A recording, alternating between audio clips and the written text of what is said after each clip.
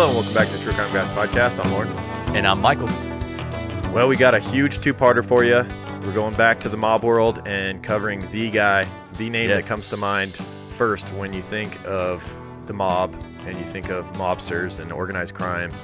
The big man, Al Capone. Man, the biggest guy of the big guys, bro. Yeah. Probably the most famous gangster of all time, maybe. The original Scarface. It sucks because it's like that name has been overtaken by the film Scarface. That's what I think of when I think of Scarface. I think of Al Pacino, Say Hello to My Little Friend. I don't think of Al Capone. No, ironically, both named Al, but I think Al Capone would be glad about that. He wasn't a big fan of the nickname. True. He hated that nickname.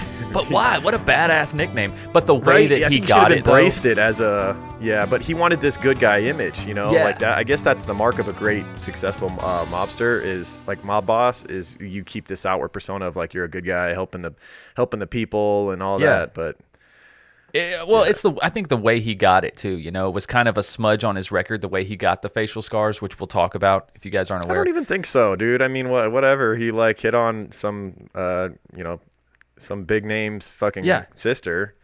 What's so shameful about that? It's kind of cool in a way. It's like he was not even scared to like hit on this guy's sister right in front of him, even though this guy was like a way bigger deal than he was at the time. Well, first off, he didn't know that it was the guy's sister. He thought she was probably there alone. I'm pretty sure he was hitting on her while he was sitting at the table, and he knew who that guy was. I'm pretty sure he knew what he was doing. Well, the reason I think that he felt bad for it and didn't like it was because he never retaliated for this guy. He literally, like they made amends. Yeah. And he never retaliated. Even when he became this big, powerful mob boss, he never retaliated. That was the mark of Capone as well. That was one thing he was known for, is like he would... The one reporter guy that he ends up like having beat almost to death by his guys, he ends up paying for his medical bills. Like that was his thing. Like he was like, "I'm still a good guy, even though I almost killed you." Right? He's like the American Pablo Escobar.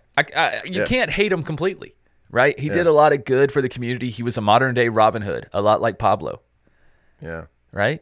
How much of it he did for the persona as opposed to like because he wanted to do it because he was a good guy at heart. That's matter? Up for debate, but whatever, yeah. Well, like remember that one time on JTB when we had the debate about what makes a good person, and I said, and we were talking about is your it better actions, right? Not what you think. Exactly. Is it better if a person does the actions because they want to, or better because they know it's good but they don't really want to? Which is better? And you argued that a bad person doing something good was better because it's harder for them, right? And they're doing it anyways. So here you go. Here's your real life scenario. It's harder for them because they're bad. Yeah. Oh, that's good. I mean, that's what we talked about, remember? And I was arguing that, a genuinely good person who just wants to do good things all the time, I think is a better person. Like they're further along. Right? I do think that's annoying when someone is like a fuck up their whole life and then like they redeem themselves to an extent and then they do one good thing. They're like held to a higher regard than someone who was good their whole fucking life. You know what I mean? Yep. Never did any bad. Like everyone loves a comeback story so almost too much to the point where you're like, all right, like cool. I'm glad he got his shit together and now he's not a fuck up. But like, do we have to now put him above someone who like was like a good person the whole time? Oh my God, dude. That's what we do. Like, I agree with that 110%. Like in churches, churches are a great example. Like if somebody comes in and they've lived a hard life and they've, I was addicted to drugs, but God pulled me out. And it's like they're put up on a pedestal. I'm like, wait a second. We got people in this congregation that have been good their whole lives, never touched this shit. Why are we not putting them up? Like they're facing the same temptation as this guy. Right. Never fornicated, never adulterated, never did any of that shit. This guy's out running around fucking everybody, and all of a sudden he comes clean, and now he's better than me? Fuck that. Right? You got motherfuckers that can recite the Bible backwards, and they're like, no, fuck this guy. This guy ain't nobody. Right. But yeah, you're right. If you're a horrible person and you do something good, then everybody's like, oh, wow, he's just a big teddy bear. Just a big teddy bear. Yeah, and there was people in the public that probably looked at Capone in that light a little bit.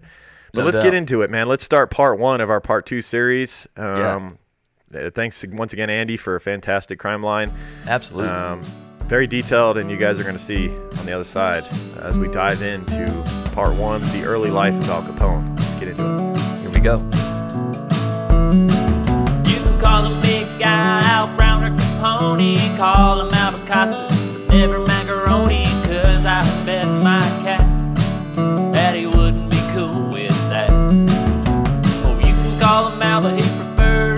Sporky might get away with Scarface, but never call him Porky, 'cause he's the type of gent that'll fill your shoes with cement and laugh. Hey, hey, he's Al Capone, Al Capone. Out of the way, he's Al Capone, Al Capone. Heed what I say, it's Al Capone, Al Capone, Al Capone.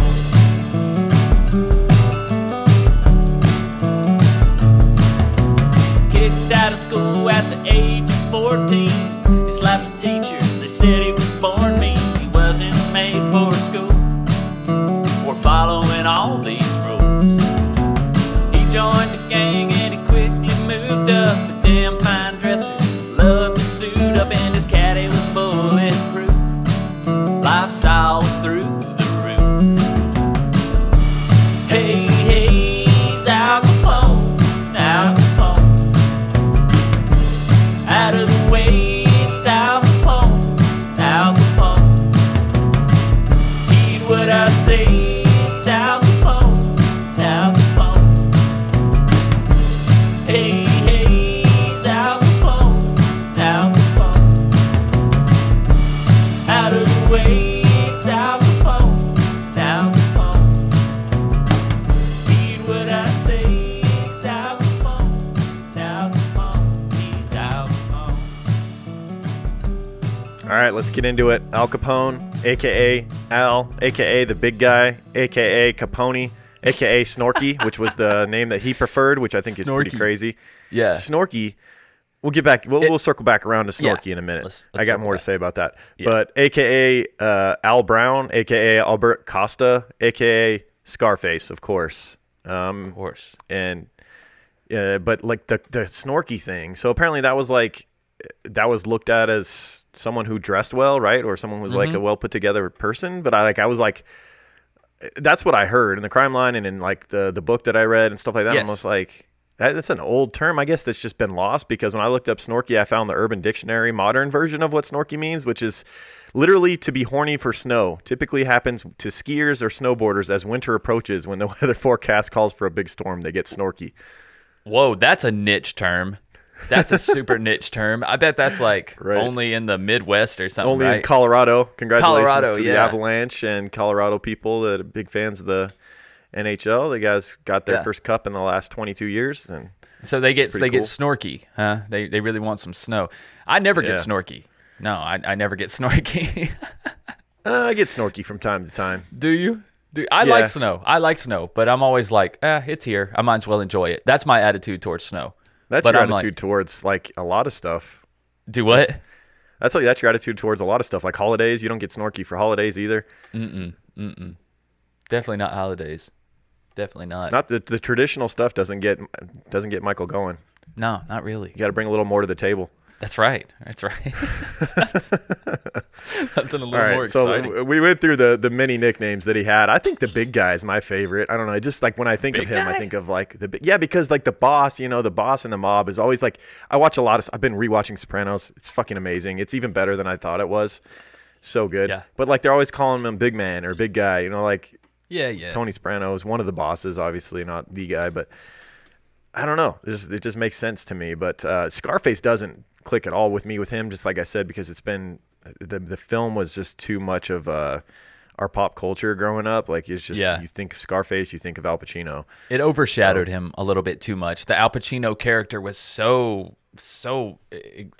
I don't know, like Engrossing. charismatic and over the top, and it just you didn't feel like Al Capone was like that. Yes, he was a flashy dresser, and yes, he liked to be seen, but I don't feel like he was quite as He wasn't as much of a showman. yeah, not quite as extravagant as Al Pacino. Pacino's makes it character out in Scarface embraced the bad guy thing, and we already talked about Capone didn't want that. He wanted to be seen as like a hero for the people type of thing. to be. Yeah, he wanted to straddle that line. Like I say with Pablo Escobar, it's like they knew that they're doing bad things, but they don't like to hear people say bad things about them. So they like to have a good public he at least, opinion. like, if it was known to someone that he did something bad, he at least like wanted it known that he felt bad about it. Like, I had to do that thing, but what are you going to do? What are you going to do? What else was I supposed to do? I mean, it's kind of like when he got the scar, hitting on that guy's sister. He kind of felt bad about it at the end. I think he did. Yeah. All right, so let's get into the episode officially here. All right. If you guys checked out our latest Sandu stories over on Patreon, you may have picked up on the fact that we've been in a bit of a mob vibe lately. Yeah. So figure it was time to do the big guy himself, Al Capone. Without a doubt, the most famous gangster in American, if not world history. Capone ruled over an empire of organized crime in Chicago during Prohibition.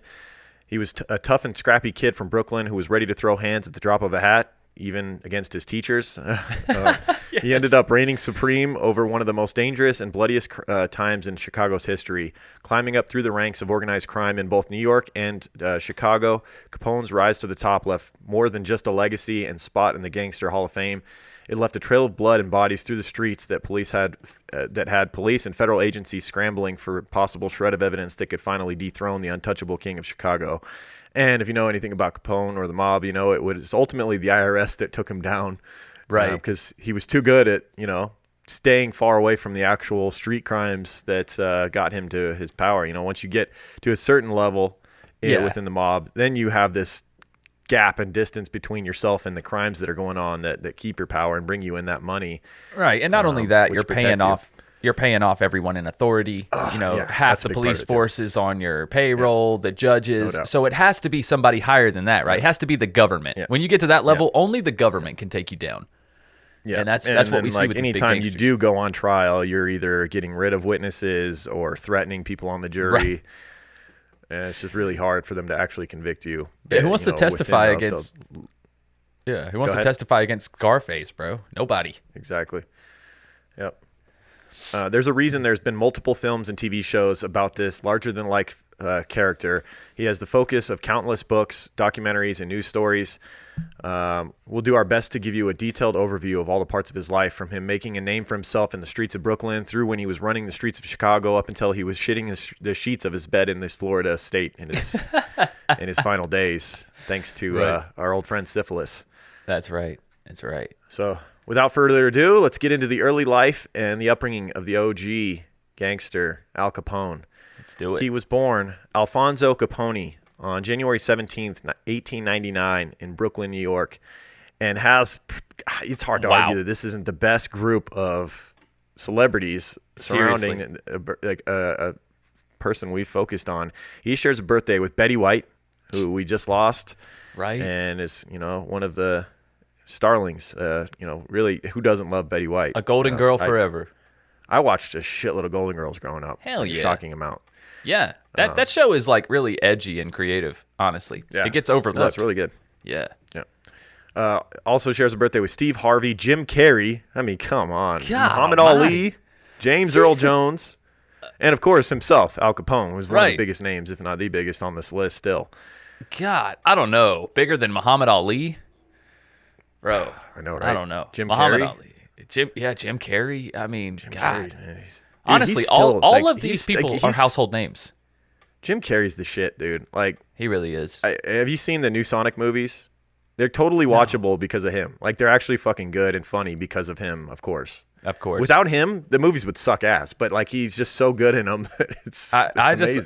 The older Jim Carrey gets, the more I like him. And I loved him as a kid. Like, I absolutely love Jim Carrey movies. Anything with Jim Carrey in it. Freaking Liar Liar, The Mask, Ace Ventura, I was watching all that shit. But like, not now, a dud in the group. Yeah. And even his serious movies, like Eternal Sunshine of the Spotless Mind, right? Yeah. The Truman Show. The Truman Show is great. I mean, the dude is, and then he's an amazing the best artist. Comedic actors in the 90s have become amazing dramatic actors. Like you see Adam Sandler's films that he's been putting out on Netflix. They're fantastic. He's so much better nowadays as a dramatic actor than he is a comedic actor now. It's weird. It is. It's a cool thing, though, to see him. Yeah. Anyway, so Al Capone was one of 9 children born to Gabriel, his father Gabriel, and Teresa Capone, who had immigrated to America from Italy in 1893. So they immigrated just 6 years before his birth. He was the first child of theirs that was born in America. Mm-hmm. And after landing in New York, as millions of others would during this time period, the couple would find their home in the up-and-coming Brooklyn borough of New York City. I'd say that's up-and-coming for sure. Oh, yeah. We've all heard of New York City, right? Uh-huh. While not the eldest of the children, Al was the first of the couple to have been born on American soil. And he would grow up in a working class household. And like most people from an immigrant family at the time, they had many mouths to feed and not much money to do with it. So his parents, Gabriel and Teresa, had both come from a small town called Angri, which was just outside of Naples, Italy. And there in Angri, Gabriel had worked as a barber and Teresa as a seamstress. Both of which they continue to do in America. So those were good skills to have that transferred just perfectly over into America. They picked up work. No doubt. Everybody needs haircuts and their clothes. Yeah, those are still very, very sought after. Common jobs in to demand. This day. I mean, yeah, it's still something you can do. Dude, I would cut hair if I could cut my own. If I could learn how to cut my own hair and it would save me money, I would definitely learn how to cut hair. Yeah. Absolutely. It just never turns out quite right when you try to do it yourself. No, you can't see the back. You can't see the back. Yeah, it's like those clothes from Ross. It's like something's a little off with this thing. I can see why it ended up here. It's like so one side's a little tighter than the other. What the fuck's going on? One sleeve's too short. I don't know what's going on. Yeah, one shoe's a little smaller than the other. That's all good. Yeah. So the couple's eldest son, Capone's parents, their oldest son, James, his older brother, would be born into Angri before they would ever leave for America. And he was an interesting character, completely the antithesis of his younger brother, who would become infamous. He was well known himself for the opposite reason.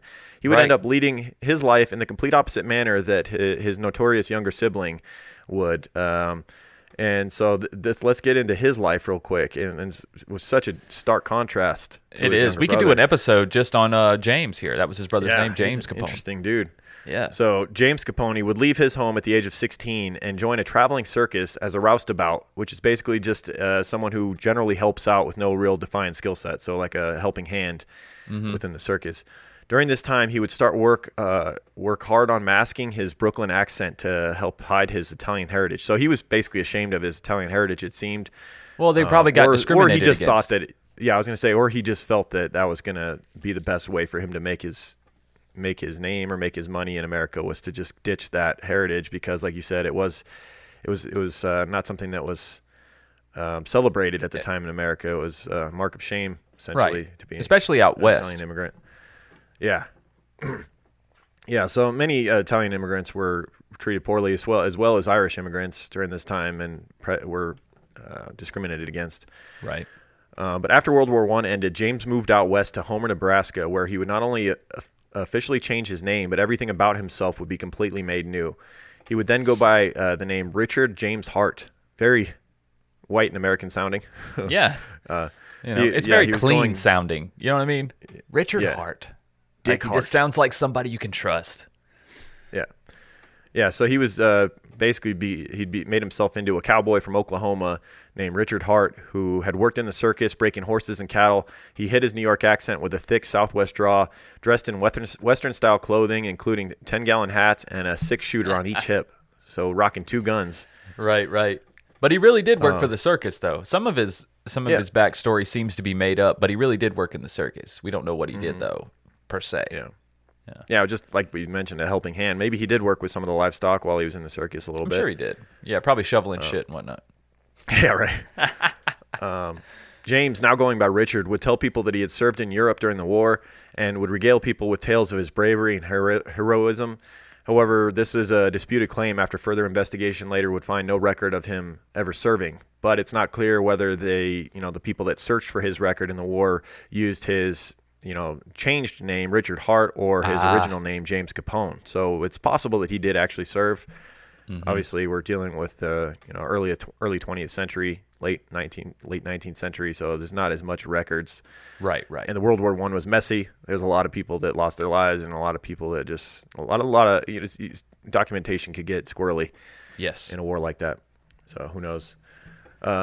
This persona and his stories, whether true or not, nonetheless carried him to the position of town marshal or Homer rather quickly. So the old fake it till you make it routine.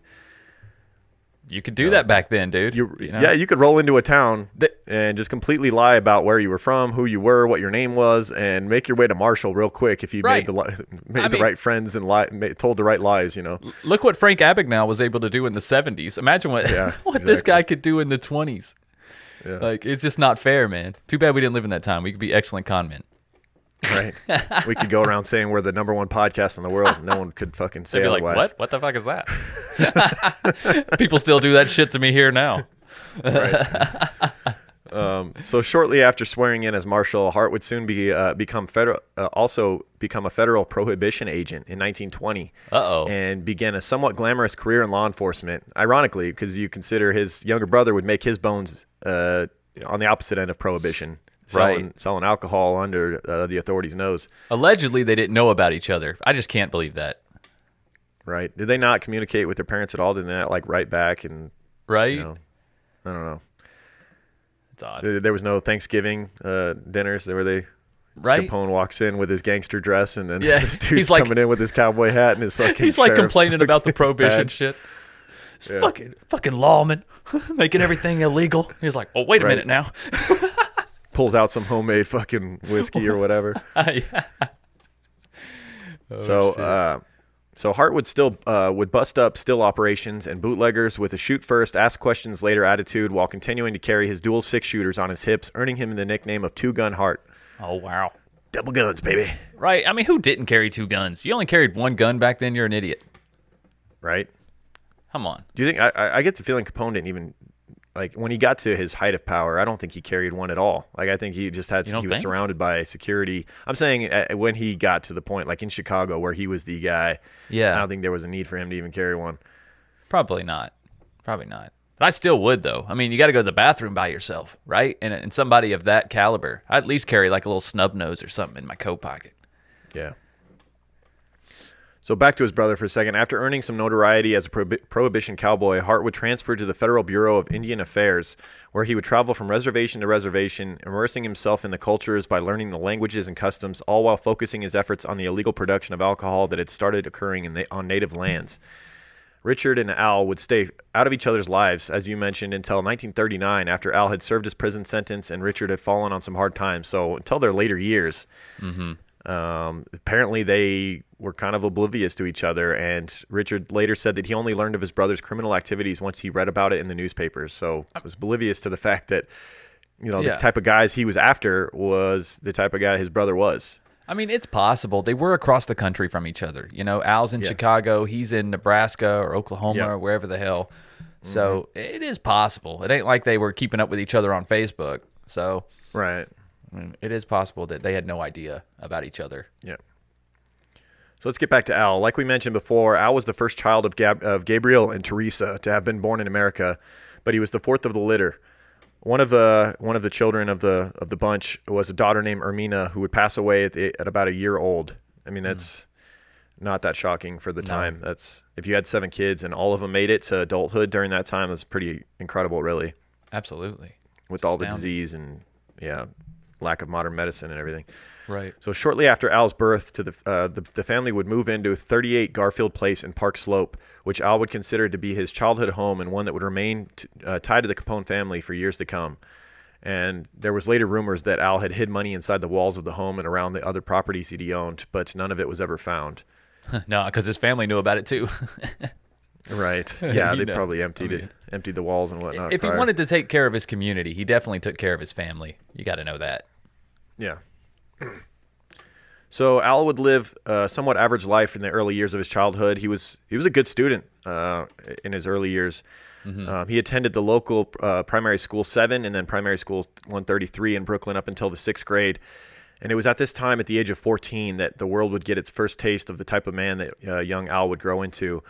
As when he was being reprimanded by a teacher one day, the teacher struck Al. Very commonplace for this time period. That was normal, teachers were constantly hitting kids, hitting them with rulers and shit. They weren't used to getting hit back, though, and this teacher would get a taste of that. Some teachers often hit their students, as we know, but Al, being Al, wasn't going to let that shit stand, and the younger teenager reached up and slapped the teacher right back when she struck him. Dude, that's crazy. A kid would go to prison for that now, go to juvie, like straight to juvie. Wouldn't even be like, no. Not if the teacher hit them first. Everybody would celebrate the kid in this culture. Oh, that's true. Yeah, now teachers, that's true. I forgot teachers can't even hit now. Right. Yeah, true. Ironically, this only got Al sent to the principal's office where he was once again struck by his headmaster, possibly with a paddle. So. And he beat his ass too. No, I'm just kidding. Right. Yeah, right. He then took the paddle and beat the headmaster to death. Right. No. So after this incident, young Al would never return to school and would seek the rest of his education on the mean streets of Brooklyn. This is just a dude that just didn't like listening to people, and I can see how school would rub him the wrong way. Yeah. Like an incident like this, I'm not taking this shit. I'm just gonna find my own way. Yeah. A lot of people like that feel like they're held back by school, and they might be right. He would never be who he is today. Hard to argue when you see where he ended up. We wouldn't even be talking about him if he didn't leave school at 14. Let's be real. Exactly. Yeah. We're not saying if there's any kids listening that you should drop out of school and go into a life of crime. That's not what we're saying. No. It was a different age. It was a different age at the time, right? That's right. Talking about That's the 20s right. here. Or even earlier at this point. So Al would begin to work odd jobs around town just to try and make ends meet. A 14-year-old at the beginning of the 20th century, as we know, it was not like a 14-year-old in today's age. You were basically a grown-ass man by the time you were 14. Yes.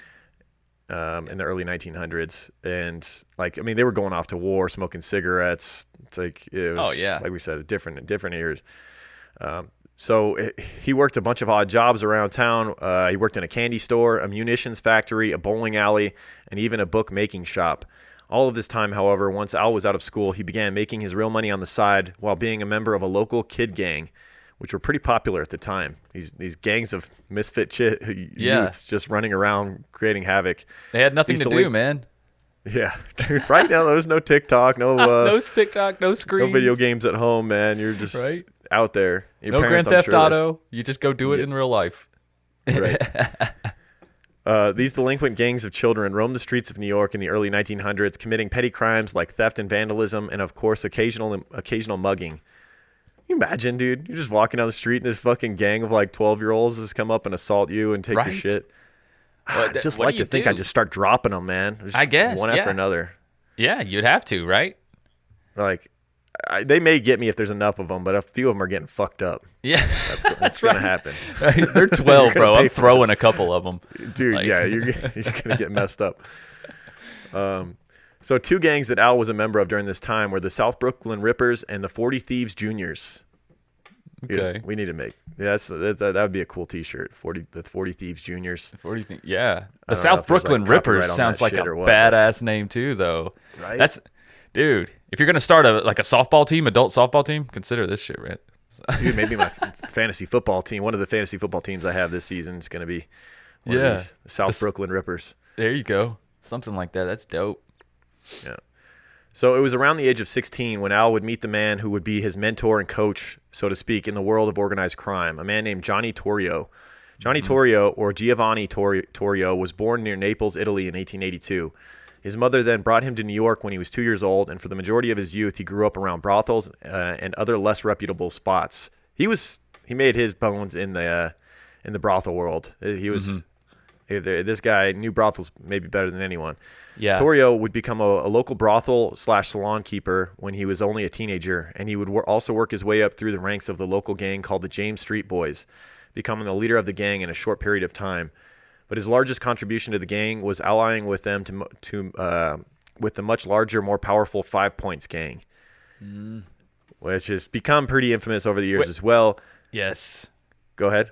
I was going to say Gangs of New York comes to mind. Yes. What a great movie. We should definitely do an episode. I was going to say, we should definitely do an episode on Bill the Butcher. Yes, Bill the Butcher. I couldn't remember Daniel Day-Lewis's character's name off the top of my head, but yes. Based off a real man named William Poole, Bill the Butcher's character. That would be a great episode to do, is a Bill the Butcher episode as well. Seriously. I'd love to rewatch that movie anyways. Any reason. A little bit more on the 5 Points gang. It was founded by Italian immigrant Paul Kelly and would claim such legendary gangsters as Al Capone, Bugsy Siegel, and even the king of Las Vegas himself, Lucky Luciano, among some of its more notable members. And as we mentioned, if anyone's seen the movie Gangs of New York, this is the same 5 Points area that the film centered around. And the gangs that are in the movie were real and eventually part of the overall 5 Points gang. I think that was based off the more early times before they unified and whatnot, right?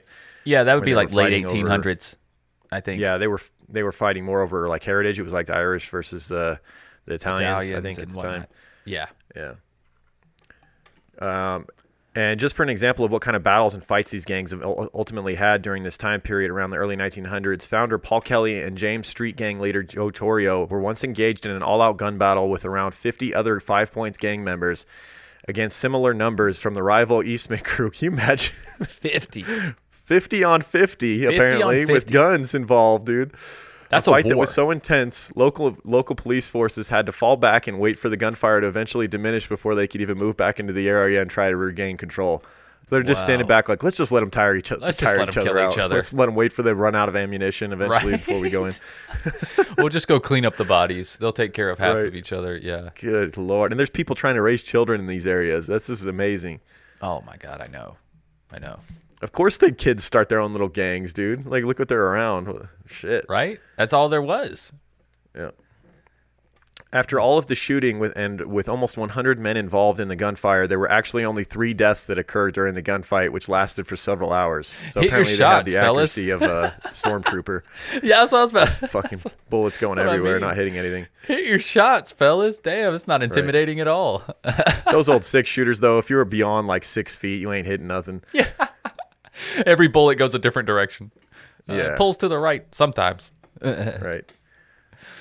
In a humorous turn of events, the public was so outraged by the warfare between the gangs that they demanded that they find a way to settle their differences. And after a short time of peace, more fighting broke out, which led to the 2 leaders of the gangs, Paul Kelly and Monk Eastman, to challenge each other to a bare-knuckle boxing match for control over the area. I like this. I like this idea, actually. Hell yeah, man. This is a great idea. This is how gangs should settle shit now. Who's the leader? Who's the best fighter? Bring him out. Let's do this shit. And everybody lives to fight another day, right? Like Friday. Put these up. This is what makes you a man. But you live. You live to find another day. That's right. What a legendary character in film. Right there. John The Witherspoon. Father in Friday is the best. Yeah. Yep. I grab a dog and I Rest choke in him. peace. It's my pleasure. I choke him. It's one of the funniest scenes I've ever seen in a movie. Just putting my foot up a dog's ass all day. All day long, put my foot up a dog's ass. Oh, the best. Love Friday. It's my pleasure. So this bare knuckle match that supposedly went down. However, this gentlemanly method of solving their territorial dispute was all in vain, as both men succeeding in only beating each other senselessly to where neither of them could continue. So no knockout blow was served, and the fight was ruled a draw by the gangs, and the gangs were still at war. It's like, damn it.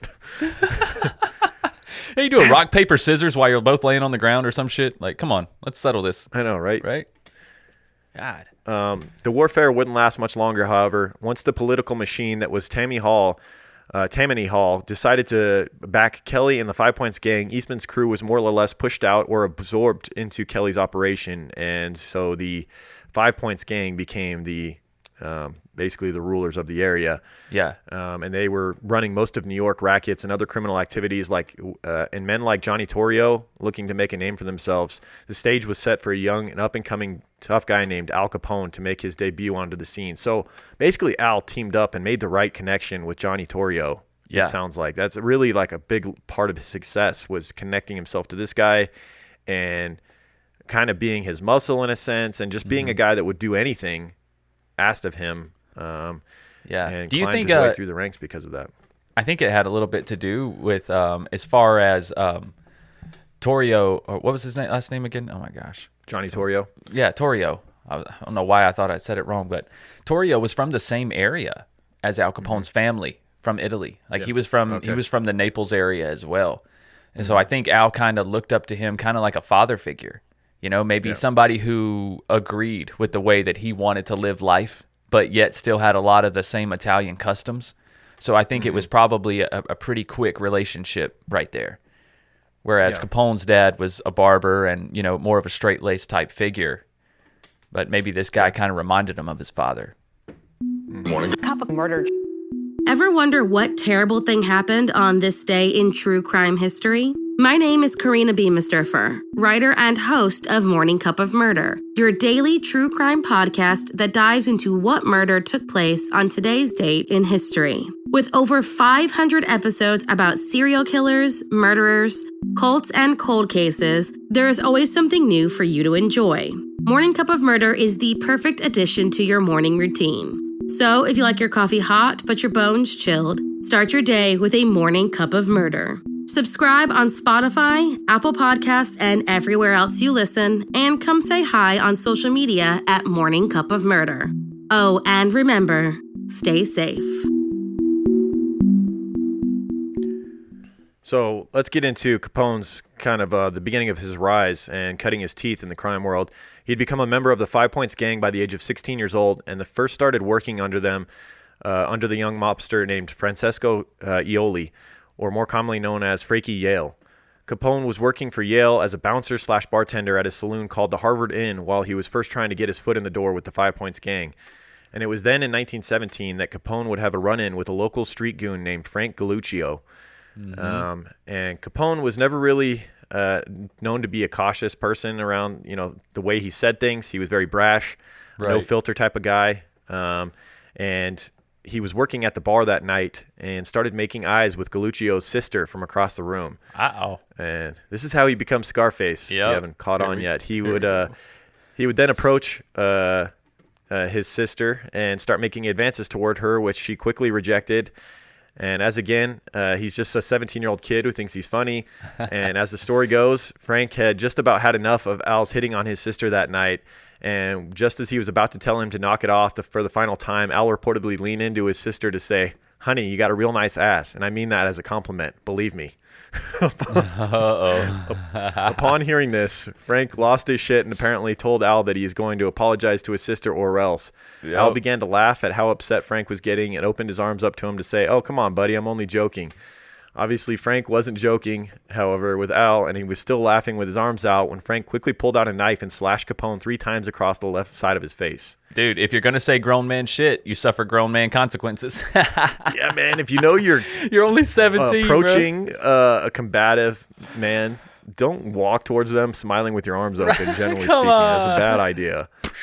Typically, you're just going to get sucker punched or, not even sucker punched at that point if you've already picked a fight with them, keep your hands up. Or even better, you get slashed in the face 3 times with a fucking knife if it's 1920s New York or whatever year it was. 3 times, dude. Imagine how fast he must have been.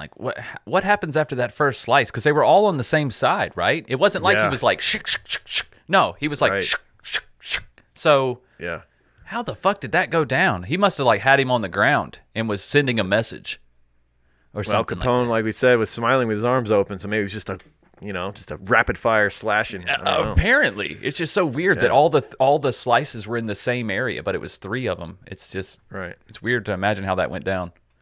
Yeah, maybe he had spent some time with Bill the Butcher. I don't know. Had some knife skills. Really. I think everybody had knife skills during this time, right? I think that was required.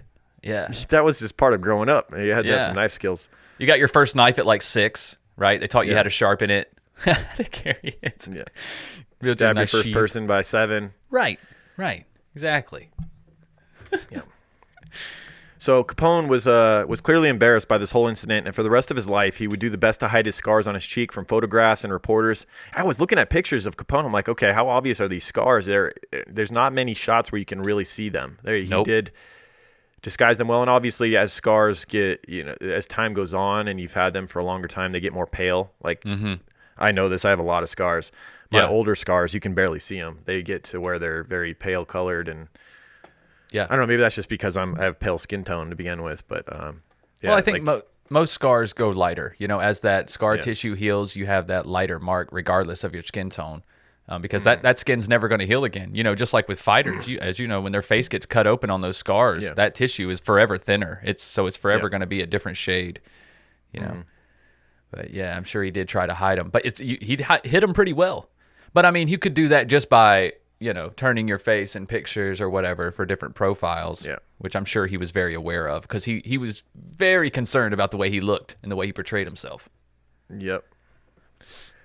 Yeah, I feel like, a different type of person or a different type of, guy in this situation that he's in, the position he's in, his persona, he wanted it clearly to be more of a professional good guy type of where I would have, if I'm embracing the crime world, I'm going to go with this and embrace the scar face thing, and be like, look at me, I've been through shit. You want to fuck with me? I'd be showing those scars off. Right. But I don't know, when you're feeling the heat, when you're in the spotlight like that, maybe it is smarter. Well, I know it's smarter to portray yourself as an established businessman. And that's what he would always tell people. What do you do? Well, I'm in business. I'm a businessman. Yeah. I'm in sanitation. Mm-hmm. Yeah, right. I'm in antiques. Right. Yeah. Yeah, he didn't ever want to be called Scarface. I imagine you wouldn't want to call him that to his face unless you were real close to him. Right. So after Al finally gave us the answer to why want to know how I got these scars, Yale actually made Al be the one to apologize to both Frank Galluccio and his sister for his rudeness. So he was forced to apologize even after being slashed in the face 3 times. And later in his life, Capone would hire Frank Galluccio, the very man who gave him those hated scars, to be one of his personal bodyguards, which is just so Capone of him. I know. You know, like we'll talk later about this reporter that exposed one of his racketeering enterprises and would not get paid off by Capone, would not play ball, and Capone almost had him beat to death and then paid for his medical bills. Like, it's just it's like you have to wonder, did he have that type of personality where he just didn't like to be not liked, you know? Yeah. It's like even somebody that he despised, like he wanted them to like him still, at least a little bit. Well, or at least think he was like a decent person. Well, everybody has a yin and a yang, right? So the more extreme your yin, the more extreme your yang must be. So like the average good person walking around is not paying for other people's medical bills, but they're also not putting people in the hospital. So, you know, it's yin and yang. Yeah. You know, he's right. he's got to do sweet great and sour, things. like that commercial, you know, with the candies where they like slap you and then give you a kiss or whatever. Yeah, that's Al Capone. He's a Sour Patch Kid. Yeah. So it was the following year, in December of 1918, that Capone would finally would marry the woman who would remain his wife for the rest of his life and through his rise and fall, May Josephine Coughlin. May was an Irish Catholic woman who just a month earlier would give birth to their son, Albert Francis Capone, or Sonny. Makes you wonder if there's little Easter eggs you notice throughout different mob films and things like that. And Sonny, I believe, was the oldest son of Don Corleone in The Godfather. His oldest son was named Sonny. Well, there you and go. You have to wonder if that was a little coup de grace to old Capone there. It definitely is. It definitely is. And Sonny would be Al's first and only child, and he would lose most of his hearing in his left ear early in his youth. And not much is known about the marriage of Al and May Capone, other than they both seemed happy together despite Al's criminal endeavors and future kingpinning. So, you know, he had his home life and his work life, very common in the mobster world. A lot of them have long-lasting marriages that just work, and there's an understanding that they're gonna be out doing their thing. Well, I think when they find cheating on them, and when they find that one woman that just is okay with that lifestyle, you know, they're up front, just like Pablo Escobar. His same thing with his wife. He had an amazing home life, right? He in all intensive purposes, at least according to Narcos and a lot of the things you read, he was an amazing father and husband. I mean, other than, you know, probably a little bit of infidelity here and there, but that came with the lifestyle, I think, of them people. But overall, they made those dedications to those women too, and they took care of them forever. Yeah, it was a partnership. Yeah. And when Al got married to May, they were still so young that he actually had to get permission from his parents to get married because at the time he was still considered underage and needed written consent to get married. God. But, so he now had this family that he had to start earning a living for and providing for. And he was already starting to rack up an impressive resume of both shady and violent crimes. And by the age of 21, he had already had several violent encounters under his belt. Most notably, a night when he shot and killed a man over a craps game and stole all the winnings.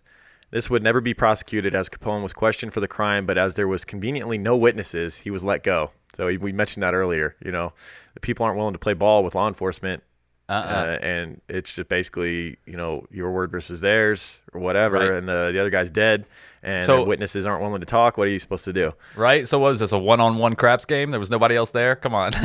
Exactly right. That's how terrified everybody was of him, man. Right. Nobody was going to turn his ass in. Come on. Yeah. And it can be stated that Al did one time try to go on the straight and narrow for his new family. He took a job in Baltimore as a bookkeeper for a small construction company where he would gain his first bit of experience with finances and knowledge on how to manage them, which would later help him with his enterprise. Nice. But after Capone's father, Gabriel, passed away from a heart attack in 1920, the young and hungry Al decided that he needed to do something more substantial with his life, so he would have something more lasting to leave behind. Mm-hmm. And you just can't imagine him working a real 9 to 5 with his personality for very long, especially already having had a taste of the crime life and what it can offer for you. I know, like, right? Sitting around in a 9 to 5, it was never going to work for him. You have to wonder if this sudden urge to go straight came from his father, and then it's no coincidence that his father would die, and then he would go back to crime. You know, it's like, because I feel like every son who has a decent father growing up, even just a decent father that was there for you, you want to make them proud. And daughters too, you know, kids. You want to make your parents proud if your parents weren't assholes. That's one of the reasons I love A Bronx Tale, man. That movie. Have you ever seen that movie? I haven't, no. It's such a good film, and some of the stuff we're talking about. So in that film, Robert De Niro is this young man's father, and he's just a straight, narrow guy. He drives a bus for a living, just a blue collar, family man. Yeah. And his son gets, because of the neighborhood he's in, he gets connected to a mobster guy who also has this good guy persona in the streets, but also is like a monster at times. Right. Has people killed and all that stuff. And he's drawn into that lifestyle while De Niro, his father's trying to keep him reined in, knowing what he's out there doing. Yeah. It's very interesting. It's a great movie. I feel like that's a very common story for this period in American history. Yeah. That's a very common story. You see it in the beginning of Goodfellas too, right? Yep. You see Ray Liotta's father's like trying to keep him going to school. Meanwhile, all the mobsters in the neighborhood are having him run shit for him. And dude, so common. His father finds out he hasn't been going to school and beats the shit out of him. Yep. And that same shit is happening in the ghettos right now, and all types of people. Even organized crime now. Absolutely. It's happening all over. Yeah, all over areas of high crime. Kids are sucked into it. How could you not be? And then the parents are trying to, those of them that have good parents are trying to keep them reined in and away from the bad influences, but it's got to be nearly impossible. Absolutely. Especially when you got to go to work, 40 hours a week minimum to put food on the table. You can only be around them so much. You can't be with them all the time. Yeah, it sucks. So it was around this time in 1920 that Capone was invited to Chicago by his longtime mentor and friend, Johnny Torrio. Torrio had moved to the Windy City in the years prior and had begun to make a name for himself running brothels and assisting with the bootlegging operations that were starting to pick up all around the country.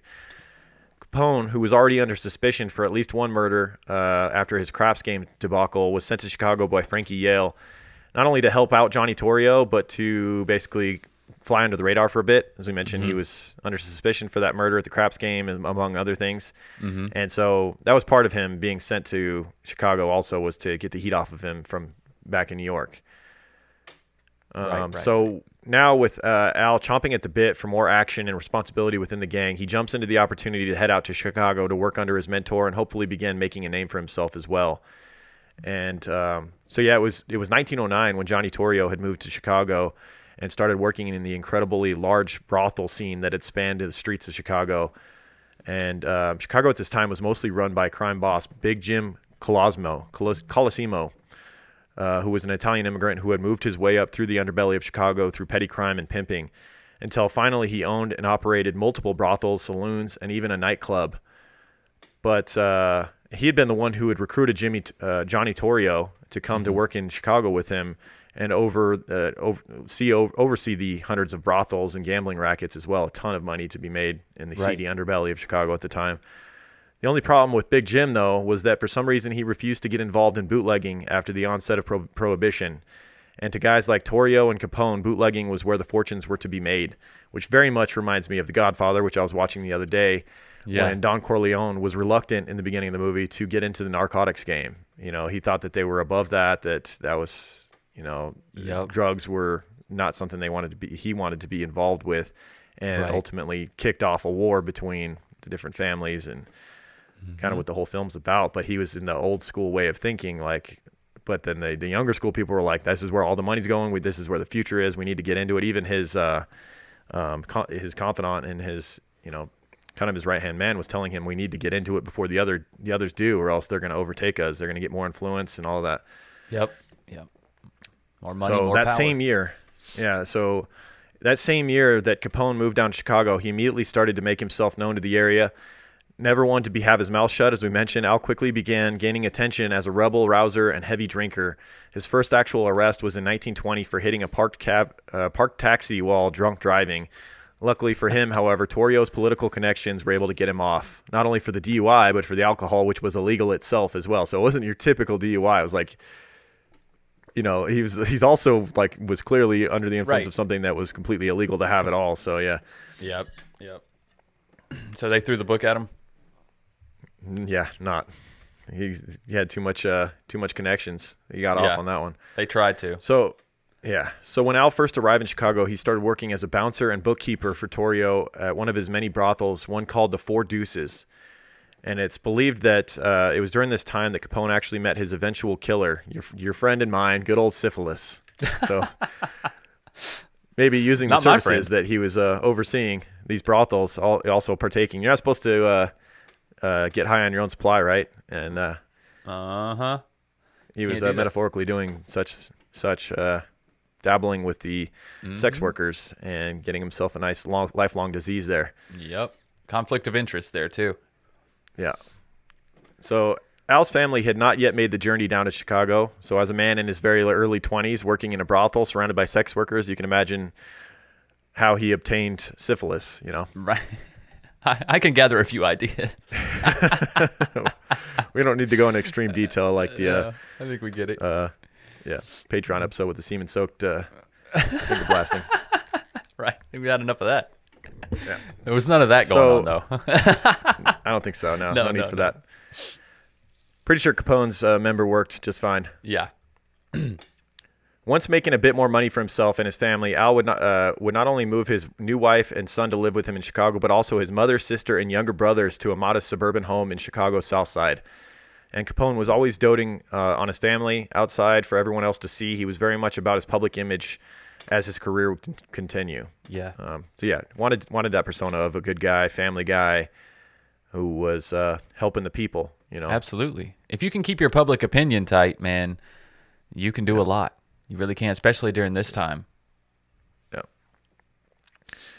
It was also in 1920, the same year that Capone had arrived in Chicago, that the crime boss Big Jim Colosimo would be assassinated by an unknown assailant. And quote unquote unknown, but we get more detail and more speculation as to who of this could have been.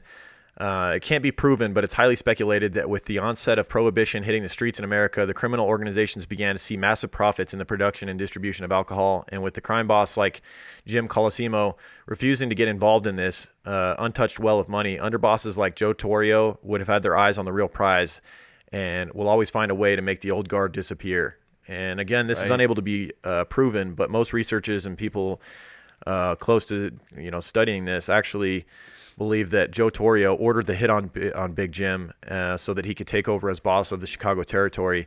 And it's speculated that the man that he got to carry out the hit was none other than his young protege, Al Capone. So Al Capone may have been the man to take out Big Jim, right? Which would ultimately benefit him greatly. I was about to say, ultimately to him becoming the boss. Right, that's what I was about to say. He had motivation because he had his eyes on that spot. Yeah, he goes to number 2, right? If this guy's taken out and his guy above him, Torrio, goes to number 1, then he's right there. And Torrio owes him big time because he wouldn't be number 1 without Al Capone. Yeah, right. So Capone has already been suspected of at least one killing by this point in his life, and it is nowhere out of the realm of possibility that he was also the man to pull the trigger on Big Jim Colosimo. And if he was not the exact one to kill Big Jim, it's also even safer bet to say that he was probably involved. But now with Big Jim out of the way, the path was cleared for Joe Torrio and his young apprentice to take the city by storm. And with the onset of Prohibition, there was untold amounts of money to be made in the booze business. And it didn't take long after the death of Big Jim for them to get into that business and fully take control as the main head of Chicago crime world. And as his right man during all of this, it would be Scarface himself. Yep. Perfect. So by 1922, Capone would basically call himself the underboss to Joe Torrio of Chicago, having worked his way up through the brothels and speakeasies and also helping his boss take out his opposition. Al was finally able to start making a name for himself like he'd always wanted. And with the further onset of Prohibition and the expansion of their operation into bootlegging, there seemed to be no limits for what Capone and Torrio could do in the Windy City. However, it was in 1923 that the pair ran into their first obstacle during their long road to kingship, when an honest man took over as mayor of Chicago, which is a interesting thing, interesting collection of words, an honest mayor of Chicago. We haven't seen that in a while. Right? Yeah, really. Honest mayor, honestly. Yeah, period, right, in general. So William E. Denver began to crack down on the duo's criminal activities around the city, and in an attempt to avoid his scrutiny, Torrio decided it would be better for their growing organization if they relocated to their base of operations to the nearby town of Cicero. And this was all put in place by Capone, and Al had already laid out all the groundwork for their initial transition by establishing multiple brothels, speakeasies, and gambling halls around the small city of Cicero. So they moved from Chicago to Cicero to avoid, this mayor who was cracking down on organized crime and thought they could just basically run amok in this city and take it over, which was nearby Chicago, and there was still plenty of money to be made out there. Mm-hmm. So they made sure that they had all of the city's elected officials on his payroll in Cicero. And with Cicero paling in size to the beast that was Chicago, it didn't take very long for Capone and Torrio to basically have run over the town. But sadly, their paradise was going to be short-lived when another mayoral election was in place. And this time, in their new home of Cicero, it began to threaten their operation once again. And they decided to take matters into their own hands this time with this election. For this election, Torrio and Capone were less afraid of the small-town officials and decided that instead of leaving town again, they would organize an intimidation campaign on the day of the election to try and sway voters either over to their side or away from the ballot boxes altogether. They're pulling some like old 1800s shit, like they're like strong-arming people that come to vote. Yeah, like this reminds me. This reminds me of like the time of like when Edgar Allan Poe was alive. People say that this is how he died. Somebody, because like these mobsters and these gangs would recruit these people to vote how they wanted, right? But they would take them and get them like super drunk, and then they would throw them in the voting booth and say, "You're going to vote this or whatever," and then they would beat the shit out of them, leave them in the street if they didn't or whatever. Yeah, and it's speculated that that's how Edgar Allan Poe died. He got picked up by one of these gangs, and he was incredibly like adverse to alcohol. Like he could not drink. Like one sip and he's like plastered. He's lightweight. Yes. So they got him incredibly drunk, and it's speculated he passed out in the damn street and died. Like, it's pretty crazy. If you look into it. Yeah, we covered it on one of the Sandu stories. We covered an instance that was very close to that. We kind of speculated on what happened to him, but yeah, pretty crazy. Yeah, so They're tampering now with this election, and the tactic proved deadly for the arrogant crime bosses. When police showed up to regain control of the voting areas and push back the gang's thugs, several people were shot and killed, including several innocent bystanders, and more importantly to Al, his younger brother Frank was gunned down in the chaos.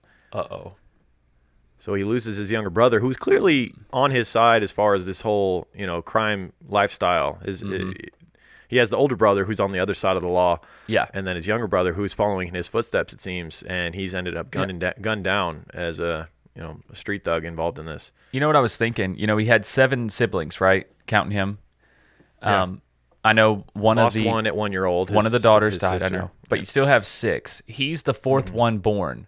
And the do-gooder, Mr. Hart, Richard Hart, right, who changed his name to Richard Hart, he was the firstborn. Yeah. So if you're the 4th born and firstborn, they probably weren't very close in the first place. Like the firstborn was probably already heading out of the house by the time Capone was born. By the time Al Capone was born. So like they probably weren't that close, but the younger brothers probably looked up to him a lot more and kind of, wanted to follow in his footsteps. Mm-hmm. I just thought about that. Yeah. Yeah, and like you said, the older brother, skipped town and went west. Yeah. So I mean, his influence wasn't around to keep the other siblings straight, and they had Al to look up to. Exactly. So with the gang suffering a blow in the small town of Cicero, they would relocate back to Chicago in 1924, and it was during this transition period that Capone would take another life in an act of retaliation, murdering Joe Howard after Howard had allegedly assaulted one of Capone's good friends. And I got this breakdown of how this murder went down from a website called Chicagoology. And it says, quote, Joe Howard leaned back in his chair behind the cigar case in Heine Jacobs Saloon at 2300 South Wabash Avenue. The calendar on the wall behind the bar showed the date to be May 7th, 1923. The clock said 6. Only a spoonful of bourbon remained in old Joe's glass, and he sat down to tell the boys about his hijacking triumphs the night before last. Heine slouched across the wood. He, an aged carpenter named David Runzelbuck, and a mechanic named George Bilton seated nearby, having a drink and smoke before going home for supper, were Joe's audience. The second heisting job was even more of a cinch than the first, Joe was saying, his eyes glistening with pride at and alcoholic blear. We took the punks right in front of their yard and was off in less than 2 minutes. At that instant, the swinging doors swung inward from the street. 2 men entered. One of them was familiar to Joe, and Joe stopped talking to greet him. Then things began to happen. As Runzelbuck remembered it, quote, "Hello, Al," cried Joe, putting out his hand. The man he spoke to stuck out his hand, but it held a revolver, and he fired 6 times. Joe keeled over dead, still grinning. In a flash, the murderer and his partners disappeared out the door. Damn. So Al just came in and shot him 6 times and walked out. Yeah, the man, of course, knowing how big of a deal Al Capone was, stood up to go greet him, and he was met with 6 shots without a word said. And that was that. Just cold-blooded. Damn. Savage. Yep. And, of course, this murder charge would not stick, as once the prosecutor, William McSquiggin, tried to get witnesses to testify, they all suddenly couldn't remember anything about that day. A convenient solution to many mob boss cases when it came to witnesses, either that or they just disappear. That's what happens. So, and you have to know that as a witness at that time. You can't blame them, dude. It's life or death for them. The witnesses, like, to see these things, it's like you or your family could be killed if you... Or both. ...come clean about what you saw. Yeah, it's like either I forget it or I get killed.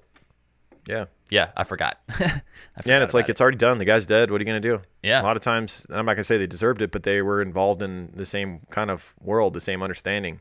A lot of times, yeah. That you could be killed if you fuck up. Yeah, they live by their own rules, man. They had their own morals and standards and code. Yeah. And it was later on in 1924 that Torrio and Capone would enlist their old friend Frankie Yale in a hit that would be carried out on the head of a rival gang, Dion O'Banion. O'Banion had risen to power within the growth of his own underground breweries and distilleries and now began to rival the strength of Torrio and Capone. He based his office out of a small flower shop on the north side of Chicago. And we get another reference to a film that I love. On the morning of November 10th, 1924, 3 of Capone's men, including Yale, walked into O'Banion's flower shop under the guise of buying flowers, and one man reached out to shake Dion's hand and grasping it to hold him in place. The 2 others drew their pistols and shot O'Banion dead in his own shop. They said he still had flowers in his hands when they shot him, which reminded me so much of the town. And I have to think that film got the idea for, a part of their movie from this scene where this character Fergus, who was over the main characters in this film, he was kind of the criminal enterprise leader. Right. He had a flower shop, and they end up killing him, or at least what's his name? Ben. Can't think of the actor's name. Ends up killing him in his flower shop. Spoiler alert. Oh, okay. Yeah. Another little Easter egg for you. Yeah. So as mentioned, Dion O'Banion was now a pretty powerful and popular guy, and at his funeral service, it was attended by over 15,000 people. And of course, John Torrio and Al Capone would be 2 of the attendees, even having been the guys that killed him. And I'm sure the word had gotten out that they were involved. And they'd come to basically rub it in the faces of O'Banion's gang. This would ultimately not be the brightest move on the part of Torrio and Capone, and it would taunt the associates of O'Banion into trying to get retribution. It seemed as though Capone may have sensed this a little bit more than Torrio did, or maybe Torrio had gotten a little too relaxed as he had gotten older, but Capone began to beef up his security at all times, including more armed bodyguards and even buying a bulletproof Cadillac to ride around in. This Cadillac was badass. I seen some pictures of this thing, dude. The bulletproof Cadillac, not only was it bulletproof, he also had holes cut in random places where you could slide a Tommy gun barrel out of them and shoot back at people. No way. Yes. This thing was like, it was like the original pimped ride, dude. Like, this thing was badass. I gotta see a picture of this thing. Just look up a 1928? Yeah, of course. It's like billiards green, too. Oh, dude, it's gorgeous. It's badass. Right? I didn't even know they had Cadillacs in the late 20s. When I looked this up, I was like, damn, he drove a Cadillac? It wasn't like a Ford? Like that thing had to have been so heavy. Yeah. Oh, God, It had to have been so heavy. You know it, dude. I mean, just to have a bulletproof car back then is impressive. Right. Just in general. Yeah, so they kill this powerful guy. They go to his funeral and rub it in to his gang, and Capone being pretty savvy, he beefed up his security. Torrio, however, basically did nothing to change up his schedule or even add to his security. And it was because of this lack of defense or planning on the part of Torrio that on January 24th, 1925, he was attacked by two of O'Banion's former associates, Jaime Weiss and Bugs Moran, and shot 3 times.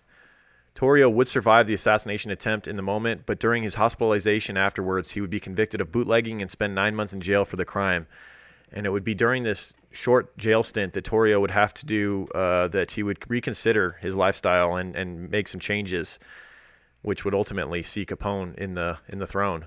Yep. Possibly seeing that there was no way out of this life other than violence, or maybe just being scared after his near-death experience, Torrio would call Capone to speak with him at the jail.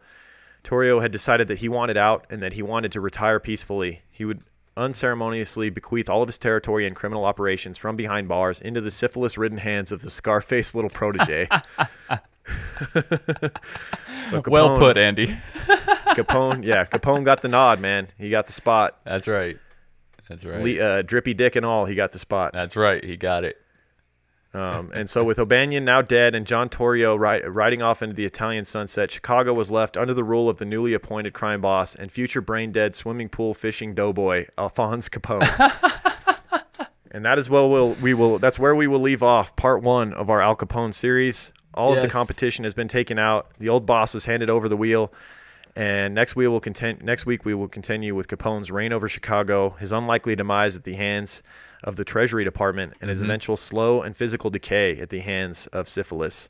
That's right. So come back next week when we finish out our series on the OG of OGs, Al Snorky Capone. That's right. Thank you guys for going on this ride with us in our bulletproof Cadillac. That's right. We will continue cruising in next week for part 2. And if you guys wanna be as snorky as possible, you got to smell good too, right? That's right. Don't you got to smell good if you're gonna be snorky? That should be a scent. Wendy, get on it. We need a snorky scent.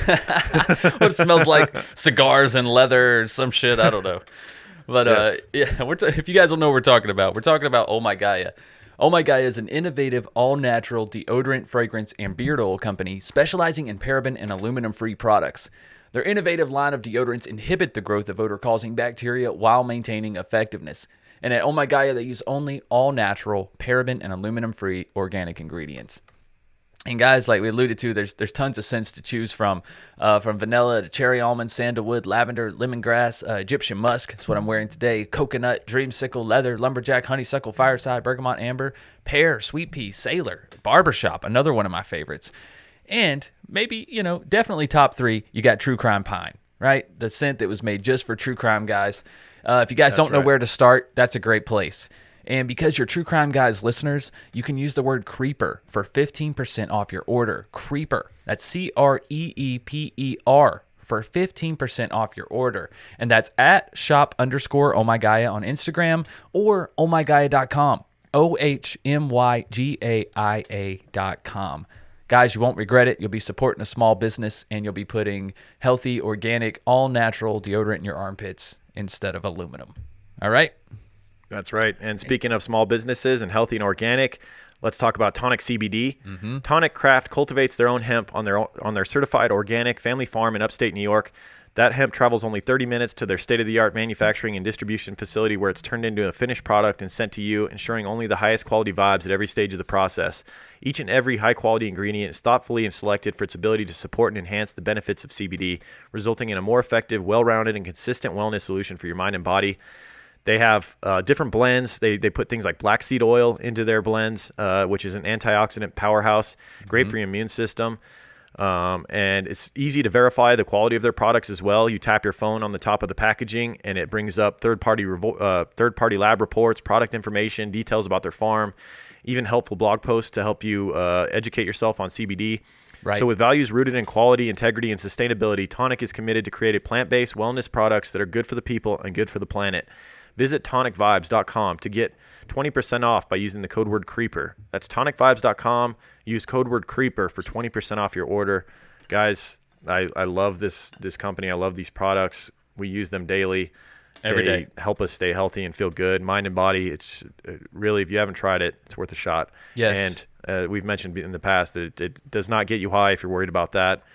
There's no psychoactive. There's no THC in it, so you're good. That's right. There's also a vape cartridge as well. If you guys do enjoy vape, or if you have a habit, you like to just smoke something, or you'd like to have something on the go, that's completely it's good for legal. Instant relief if you're just feeling anxious too. Yes, absolutely. And this is completely legal in all states in America or whatnot. It's just CBD, guys. And it's great that you can take that pen with you if you're feeling a little anxious, the grocery store or whatever. You could take a hit and walk in. Like it is great to have it on it. It's great to have it on you. It really is. That's right. All right. What do you want to talk about now? About Patreon? Let's do it, man. Patreon.com/truecrimeguys. Guys, if you don't know by now, that is where you can get access to everything that we make here on True Crime Guys Network. And we release a show almost every single day of the week. You get access to strange shorts that me and Andy do. Andy, who wrote this timeline, has been writing some of our timelines here recently. He also writes for Sandu Stories. Me and him do a little fun, more current crimes and odd news and things like that show. It's called Strange Shorts, and we do that every single Monday on Patreon. You can listen to a few of those on the free platform on the Strange and Unexplained channel on wherever you listen to podcasts. We release every 4th episode for free, so you guys can check that out. But you get Strange Shorts every Monday. Of course, you get Just the Banter with me and Lauren, which we're going to record right after this. We record now on Mondays, and those episodes come up on Fridays. You get Just the Banter to start your weekend. So on Sundays, you can look for a participation post. This week, it's going to be an open mic. So in 2 days, you guys will hear us answer questions from patrons and comments and all sorts of things like that. And then on Saturday, you get access to Lauren's 5-Minute Murder Show with video every single Saturday. You also got Higher Thoughts sprinkled in there, as well as Sandu Stories once a month and the TCG Patreon exclusive once a month, which will be coming up in, I think, about 2 weeks. I think we have another Patreon exclusive. So next week, we'll have part 2 of Al Capone, and then the next week will be only on Patreon here on TCG. Again, that's patreon.com/truecrimeguys. There's a link to everything True Crime Guys. We have not changed our pricing, even with the rampant inflation that's going on. It's still, even with inflation, you still can't beat $2 a month to get the once a month Patreon exclusive episode, or $5 a month to get everything that we create. Everything. One more thing. On the $2 tier, you will have access to old episodes of True Crime Guys once they will be taking off. Some of our oldest episodes, starting with episode 1, obviously. You get access to the vault. Yes, the vault. They will start going into the vault on July 1st. 1 episode a day up until episode 50. So those first 50 episodes will be going into the vault over the course of July into August. Those episodes are hidden where Capone hid his money, and you can get the code to the safe, with your $5 a month pledge. Right, exactly. All right. What else we got? Let's get to some quick reviews. We got some really nice long reviews here. A few of them to go over. I want to thank you guys for taking the time to go and write those, and even if you just go click 5 stars, it helps the show as well. But I want to thank Maysky Mayhem in the United States. Says, so awesome, such a great podcast. While there are moments of humor, the material is always well-researched and respectful to the families, the victims and their families. Their rapport is so entertaining, and always love the musical spots by Michael. In addition to the constant entertainment, I am also a devotee to Oh My Gaia. Needless to say, you guys have helped me improve my life on a couple different levels. Keep creeping, Meredith. Thank you, Meredith. That's a really thoughtful, nice thank you there. And thanks for supporting our sponsors as well. Yes. And then we have Miss Mortician 16, who says, and she's also from the U.S., says, so worth my time. I absolutely love True Crime Guys. You guys have gotten me through some tough days with your wit, humor, and knowledge about each case. The love that you acknowledge the less popular cases. Thank you both for taking the time to do these shows. It's much appreciated. Thank you, Miss Mortician. Right on. Then we have Cabo D in the U.S. says, fun guys. I listen to a variety of podcasts. These guys make murder kind of fun. They are just they are respectful to the victims and their families. No yelling, Nancy Grace. Just keep pleasant giggles to put me to sleep for bedtime stories. There you go. Thank you very much, Cabo D. And thank you to anyone who has taken the time to rate and review, whether it's on Spotify. If you go and click 5 stars, we've gotten quite a few of those. I want to thank everyone for doing that. Right. Or if you do it on Apple or wherever you do it, thank all of you for sharing the show. Absolutely. We're still seeing good growth, on the show. We're getting more creepers by the day, and that's thanks to all of you supporting the show. So absolutely. Thank you guys so much. Thanks for telling your friends. Thanks for sharing on social media. All that. All right. Is there anything else? I don't think so. It, right? We'll see you next week for part 2. Let's go do Just the Banter. We're going to go do some Just the Banter now, guys. That's right. See you on the other side on Patreon. Yep. All right. Keep creeping, guys. All right. Keep creeping. See you next week for Capone 2, baby. True crime, guys. In the desert, we like a mirage. It's okay if you clicked on us because you thought we was True Crime Garage. Now we ain't mad at you. Sit down, let us talk at you. I'm talking to the creeper army. We out here making murder, get murder, get murder. True crime, guys. In the desert, we like a mirage. It's okay if you clicked on us because you thought we was True Crime Garage. Now we ain't mad at you. Sit down, let us talk at you. I'm talking to the creeper army. We out here making murder charming. You hush your mouth, boy.